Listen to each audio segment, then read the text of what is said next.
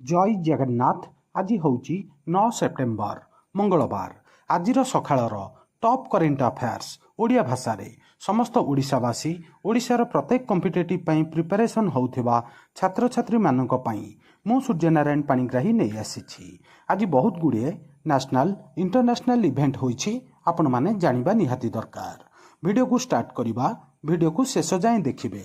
आजिर प्रथम इवेंट बहुत बड़ इवेंट आमर भुवनेश्वर रे 2025 28तम एसीय टेबुल टेनिस चैंपियनशिप आयोजन हब। डिटेल जानिबा आम ओडिशा पई गर्वर विषय। भारत अक्टोबर 11 रु 15 पर्यंत 2025 रे भुवनेश्वर रे 28तम ITTF ATTU एसीय टेबुल टेनिस दल चैंपियनशिप आयोजन करने जाउछि।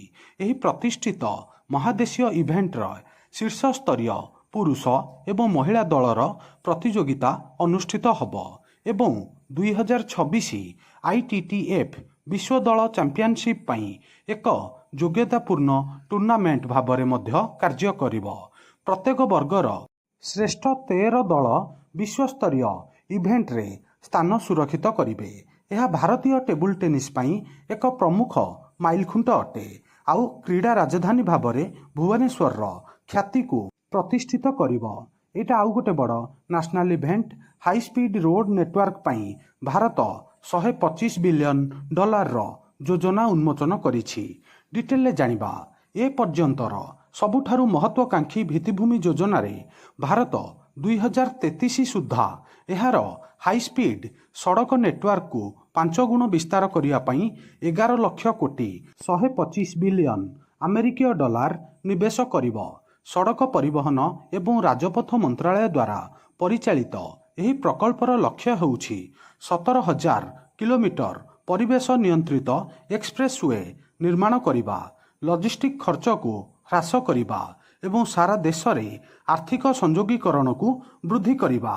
एही प्रमुख पदक्षेप भारत को चीन एवं युक्तराष्ट्र अमेरिका भली विश्व भित्तिभूमि नेता मानक सहित समान करिथाए। मने रखिबे एटा आउ गोटे बड़ इंटरनेशनल इवेंट। जापान रो प्रधानमंत्री शिगेरु इसेबा इस्तीफा देइछंती। डिटेल जानिबा बहुत बड़ इंटरनेशनल इवेंट एक गुरुत्वपूर्ण राजनैतिक घटनाक्रम रे जापान रो प्रधानमंत्री शिगेरु इसेबा जुलाई निर्वाचन रे तांकर दलर ऐतिहासिक निर्वाचनी पराजयर किछि सप्ताह पर सेप्टेम्बर 7 2025 रे तांकर इस्तीफा घोषणा करिथिले। लिबराल डेमोक्रेटिक पार्टी LDP रो सभापति भाବରେ इशिबांक विदाय से दायित्व ग्रहण करिवार गोटिए वर्षरु कम समय पर आसीछि, जहा जापान को नूतन राजनैतिक अनिश्चिततार पर्याय पकाई देछि। मने रखिबे एटा आउ गोटे बड़ national event. Alia Bhatt Levi's रो ब्रांड एम्बेसडर रूपे नियुक्ति होइछंती।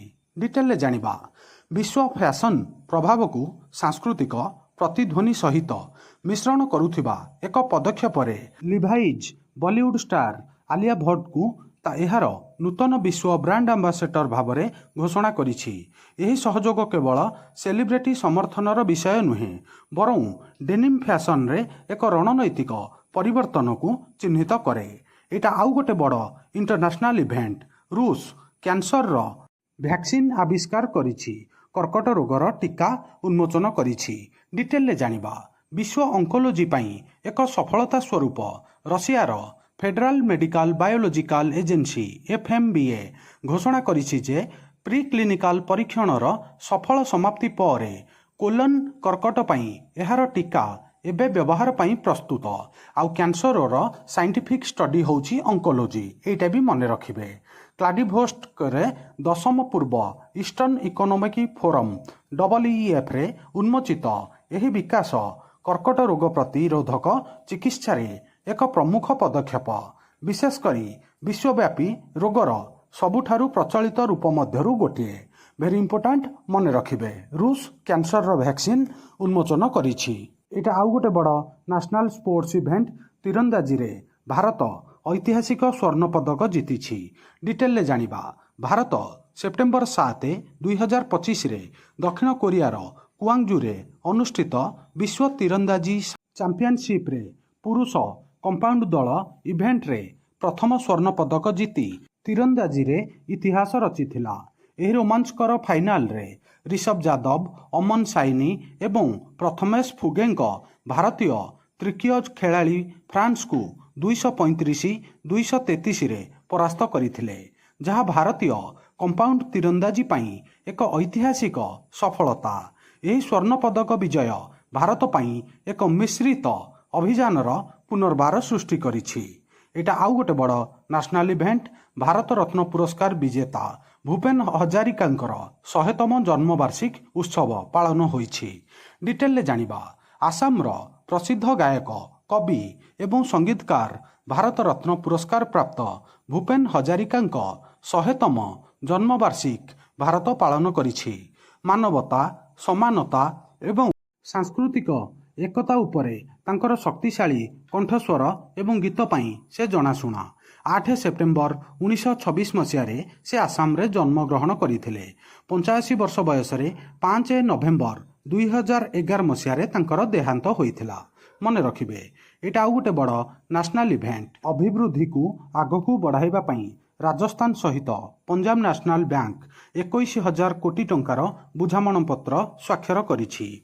डिटेल जानिबा राज्यस्तरीय विकास को एक गुरुत्वपूर्ण प्रोत्साहन स्वरूप Punjab National Bank PNB Rising Rajasthan पदक्षेप अधीन राजस्थान सरकार सहित 21,000 कोटी टंकार एक बुझामणा पत्र एमओयू स्वाक्षर करिछि। एही सहभागिता राज्य सारा एमएसएमई, महिला उद्योगी एवं डिजिटल आर्थिक अंतर्भुक्ति उपरे ध्यान देई सामाजिक आर्थिक अभिवृद्धि को त्वरान्वित करिबारे लक्ष्य रखिछि। मने रखिबे, राजस्थान मुख्यमंत्री भजन लाल शर्मा एवं पीएनबी एमडी एवं सीओ अशोक चंद्रଙ୍କ उपस्थिति रे जयपुर रे एही बुझामणा पत्र स्वाक्षरित होइथिला। एटा आउ गोटे बड़ international sports event. 2025 US open tennis championship winner विषय रे जानिबा। पुरुष सिंगल्स, महिला सिंगल्स, डबल्स एवं मिक्स डबल्स रे 2025 यूएस ओपन टेनिस विजेता मानू जानिबा। कार्लोस आल्करजांक रेकर्ड विजय। डिटेल जानिबा संग माने 2025 यूएस ओपन समस्त खेलाड़ींकर नाम। स्पेन कार्लोस आल्करजा पुरुष सिंगल्स टाइटल जीतिछंती। आउ जानिक सिनर इटालीर से रनर्स अप होइछंती पुरुष सिंगल्स इवेंट रे। महिला सिंगल्स टाइटल आरिना साबलेंका जे कि बेलारूस सी चैंपियन होइछंती महिला सिंगल इवेंट रे। आरिना साबलेंका मने रखिबे। पुरुष डबल्स रे मार्सेल्स ग्रानोलर्स हारोसियो जोबालेस स्पेन आउ आर्जेंटीनार खेलाड़ी एमाने पुरुष डबल्स 2 जण जाक चैंपियन होइछंती। ना मने रखिबे, विशेष करी पुरुष सिंगल्स कार्लोस आल्करजा आउ महिला सिंगल्स आरिना साबलेंका चैंपियन होइछंती। सेही भली महिला डबल्स रे ग्राबिएला डाब्रेस्की आउ एरिन लाउटक्लिफ जे कि कनाडा आउ न्यूजीलैंड रो खेलाड़ी एमाने उभय मिसिकी महिला डबल्स चैंपियन होइछंती। मिक्स डबल रे एरानी आंड्रेया भाभोसोरी इटाली रो 2 जण जाक खेलाड़ी एई 2 जण मिक्स डबल्स चैंपियनशिप होइछंती। सांग माने आजिर सखाळर टॉप करेंट अफेयर्स एठी सरिला। यार पीडीएफ आपण मानकु हमर टेलीग्राम चैनल ले मिल जिवो। डिस्क्रिप्शन रे लिंक अछि, टेलीग्राम सहित जोड़ी होई जिवे। आजिर वीडियो केमिति लागिला आपनकर मतामत कमेंट माध्यम रे जणैबे। वीडियो को लाइक करिवे। समस्त ओडिसावासी प्रत्येक ओडिसार छात्र छात्रींक पाखकु शेयर करिवे। नुआ थिले वर्ल्ड अफेयर मधु जीके ओडिया चैनल को सब्सक्राइब करिवे। सबुदिन important GK, current affair, sports affair, world affair, employment news notification आपनकु एठारे मिलिथाए। वीडियो देखिथिबारु बहुत बहुत धन्यवाद। जय जगन्नाथ। वंदे उत्कल जननी।